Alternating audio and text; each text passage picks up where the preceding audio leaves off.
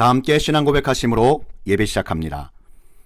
전능하사 천지를 만드신 하나님 아버지를 내가 믿사오며 그 외아들 우리 주 예수 그리스도를 믿사오니 이는 성령으로 잉태하사 동정녀 마리아에게 나시고 본디오 빌라도에게 고난을 받으사 십자가에 못 박혀 죽으시고 장사한 지 사흘 만에 죽은 자 가운데서 다시 살아나시며 하늘에 오르사 전능하신 하나님 우편에 앉아 계시다가 저희로서 산자와 죽은 자를 심판하러 오시리라. 성령을 믿사오며 거룩한 공예와 성도가 서로 교통하는 것과 죄를 사하여 주시는 것과 몸이 다시 사는 것과 영원히 사는 것을 믿사옵나이다. 아멘. 민수기 11장 12절과 누가복음 15장 20절 말씀입니다. 이 모든 백성을 내가 배웠나이까? 내가 그들을 낳았나이까? 어찌 주께서 내게 양육하는 아버지가 젖먹는 아이를 품듯 그들을 품에 품고 주께서 그들의 열조에게 맹세하신 땅으로 가라 하시나이까? 이에 일어나서 아버지께로 돌아가니라. 아직도 거리가 먼데 아버지가 그를 보고 측은히 여겨 달려가 목을 안고 입을 맞추니. 꼭 안아 품어주심 민수기 11장 12절과 누가복음 15장 20절 말씀입니다. 힘든 이 세상은 거칠고 척박한 광야로 표현될 때가 많습니다. 광야와 같은 세상을 살아가는 동안에 모질고 험한 인생의 경험으로 인해 하늘나라의 소망을 가지고 사는 하나님의 자녀에게도 힘들고 아픈 마음이 여지없이 찾아옵니다. 우리를 지으신 하나님 아버지께서는 주님의 자녀된 우리가 어려운 일을 당해 감당할 수 없을 때 하나님 아버지께로 나오기만 해도 꼭 안아 품어주시며 힘주시고 위로하시며 최후 승리하게 하십니다. 이사야 46장 4절 말씀에 너희가 노년에 이르기까지 내가 그리하겠고 백발이 되기까지 내가 너희를 품을 것이라. 내가 지었은즉 안을 것이요 품을 것이요 구하여 내리라. 아멘. 꼭 안아 품어주심, 이 말씀을 듣고 전하는 모든 하나님의 자녀에게 하늘문이 활짝 열리시기를 축복합니다. 한 아버지가 한 아이를 안고 지하철을 타고 갑니다. 잠시 후 이 아이가 뛰어놀고 난리가 났습니다. 의자 위로 신발 신고 올라갔다가 뛰어내리고 이 사람 저 사람 사이로 정신없이 빠져나갑니다. 그러다가 아줌마의 치마를 들추어 버립니다. 더 심한 것은 이 아이의 아빠가 아랑곳하지 않고 그냥 자는 것입니다. 보다 못한 전철 안의 승객분 중 한 분이 아이 아버지를 깨우며 이렇게 이야기합니다. 이보세요 아저씨, 아이 좀 말려요. 아니 왜 이런 말썽꾸러기를 그냥 둡니까? 이렇게 말하니까 막 잠에서 깨어난 아이의 아버지가 눈가에 맺혀있는 눈물을 닦으며 이렇게 대답합니다. 죄송합니다. 실은 얘 엄마가 오랫동안 병석에 오래 있었습니다. 제가 병치레를 하는 아내를 간호하고 뒤치다거리 하느라 정신없이 살다 보니 아이를 제대로 교육시킬 시간이 없었습니다. 정말 죄송합니다. 지금 이 아이의 엄마를 장례 치르고 오는 길입니다. 저는 너무 지쳐서 깜빡 잠이 들어 무례를 범했습니다. 아이 아버지의 안타까운 사연을 들은 사람들은 아이를 불쌍하게 보고 측은하게 생각해 놀고 있는 아이를 너나 할 것 없이 서로 안아주고 품어주며 위로해 주었습니다. 처음 보는 사람들일지라도 아픔당한 이웃을 이렇게 위로해 주는데 사랑이 많으신 하나님 아버지께서는 우리에게 어떠한 잘못이 있더라도 하나님 아버지 앞에 나가면 우리를 꼭 안아 품어주시는 하나님 아버지이심을 믿으시기 바랍니다. 아, 내가 잘못했구나 깨닫는 순간부터 하나님 아버지의 품에 꼭 안긴 것임을 영적으로 깨달아 하는 복된 하나님의 자녀 되시기를 축복합니다. 출애굽 이후 이스라엘 백성들은 약속의 땅 가나안으로 들어가기 전에 40년간 있던 광야 생활 가운데 구름기둥과 불기둥으로 인도하시고 홍해를 가르시며 만나와 메추라기를 먹이신 하나님께 계속해서 불평하고 원망했습니다. 백성들이 또다시 악한 말로 원망하자 불로 벌하시는 하나님께서 모세의 부르짖는 기도를 들으시고 멈추셨습니다. 그곳을 다베라 불사름이라고 불렀습니다. 그런데 얼마 안 되어서 이스라엘 백성은 하나님 아버지께서 하늘에서 친히 내려주신 만나를 먹는 와중에도 같이 있던 이방인들의 욕심을 따라 울며 원망하기 시작했습니다.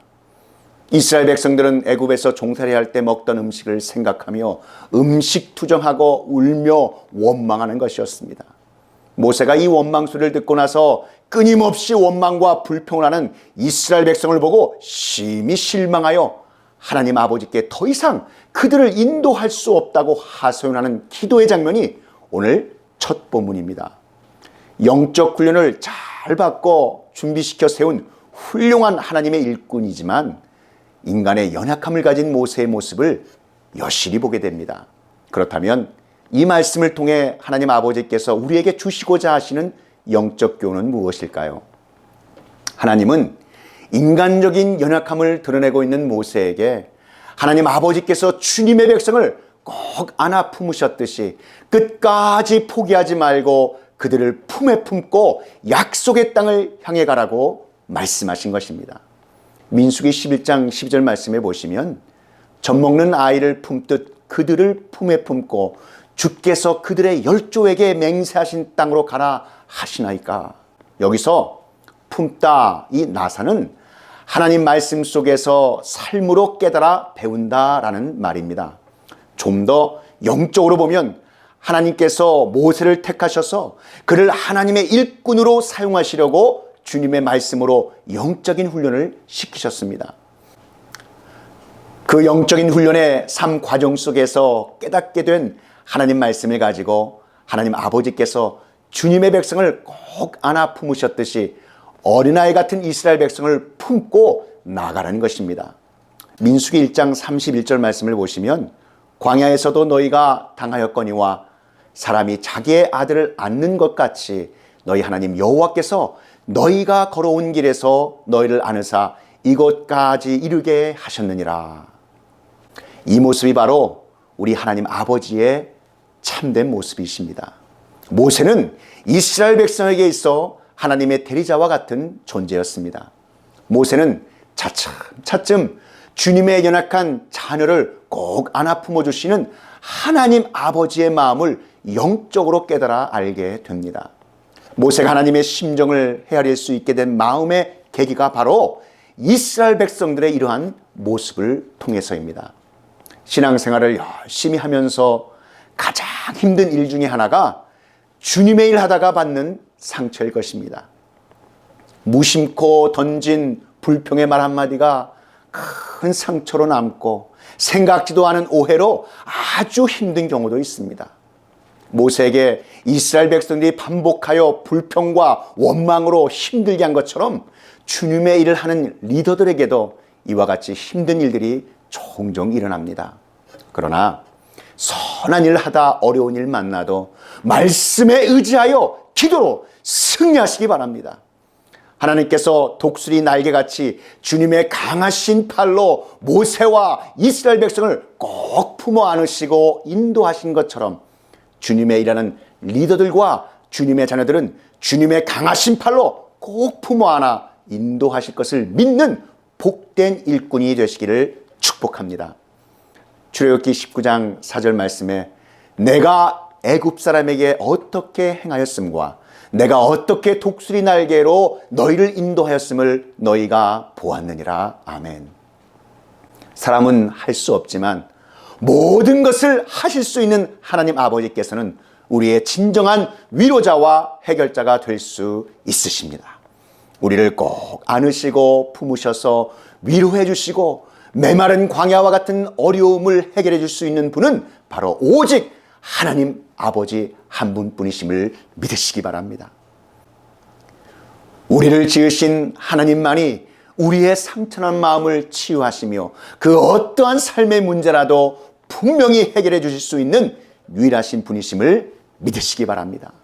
그러므로 주님의 자녀된 우리는 이끌어줘야 할 사람들의 죄의 메인 불평과 원망을 듣고 이끌려 행동하기보다는 하늘의 만나와 같이 채우시고 먹이시는 주님의 그 은혜에 감사하고 오직 하나님 아버지를 바라보며 그의 음성에 귀를 기울이시고 그의 뜻에 따라 살아가려 몸부림치시는 저와 여러분 되시기를 축복합니다. 그렇게 할 때 우리의 연약함을 잘 아시는 하나님 아버지께서 저와 여러분을 꼭 품에 안으시고 주님의 선하신 길로 인도하여 보호하시고 십자가에 죽으시기까지 온 힘을 다하셔서 구원하여 주실 줄 믿습니다. 새가 날개치며 그 새끼를 보호함같이 나 만군의 여호와가 예루살렘을 보호할 것이라. 그것을 호위하며 건지며 뛰어넘어 구원하리라 하셨느니라. 아멘. 두 번째 본문 누가복음 15장 말씀은 예수님의 비유의 말씀 중 잃어버린 아들 탕자에 관한 이야기입니다. 어떤 사람에게 두 아들이 있었습니다. 하루는 이 둘째 아들이 아버지가 돌아가셔야 받을 수 있는 유산을 미리 달라고 졸라서 아버지께 받아 먼 나라로 떠나버렸습니다. 둘째 아들은 그 받은 유산의 돈을 마음대로 흥청망청 다 써버려 결국 음식 사 먹을 돈조차 없었습니다. 또 그 거하는 그 나라의 흉년까지 들어 돼지치기를 하며 돼지가 먹는 쥐염 열매라도 먹으려고 했는데 그것도 잘 되지 않았습니다. 둘째 아들은 잘못을 깨닫고 모든 것이 풍족한 아버지 집에서 아들 대신 하인이라도 하겠다는 마음을 먹고 그리운 아버지를 향해 길을 떠났습니다. 집에 가려면 아직도 멀었는데 밖에서 기다리시던 아버지가 둘째 아들을 보자마자 달려오셔서 아들을 꼭 안아주시며 입을 맞추고 잃었던 내 아들을 찾았으니 잔치를 크게 열자. 너무나도 기뻐 이렇게 말씀하시는 것이 아니겠습니까? 둘째 아들인 탕자가 집을 나간 후로 아버지는 탕자를 그리워했습니다. 탕자가 허랑방탕하게 산다는 소문이 들려도 아버지는 탕자가 돌아오기만을 손꼽아 기다렸습니다. 탕자가 머무는 곳에 흉년이 크게 들었다는 소식이 들리자 아버지는 걱정스러운 마음에 날마다 동네여기에 서서 언제나 탕자가 올까 살폈습니다. 그러던 어느 날 저 멀리 동네 입구에 누군가 터벅터벅 걸어오는 것이 보이는 게 아닙니까? 누더기 옷을 걸치고 거짓골을 하고 있었지만 아버지는 대번에 탕자 아들을 알아보았습니다. 아직도 거리가 멀었지만 아버지는 아들을 보고 먼저 달려갑니다. 그 당시에 나이 든 사람이 아무리 급한 일이 있어도 달리지 않는 것이 관습이었습니다. 그것은 점잖지 못하고 채신 없는 행위로 보아 수치스럽게 여겼기 때문입니다. 탕자의 아버지는 점잖고 채신이고 다 던져버리고 아들에게 곧장 달려갑니다. 아들이 돌아왔는데 아버지에게 체면이 좀 상하고 수치를 당하는 것이 그리 큰 문제가 되지 않았습니다. 하나님의 사랑이 이렇습니다. 예수님께서 이 땅에 오실 때 체면 차리면서 오시지 않으셨습니다. 하나님의 영광, 존귀, 체면 다 버리시고 오셨습니다. 허름한 마국간 말구유 가장 낮은 자리로 오셨습니다.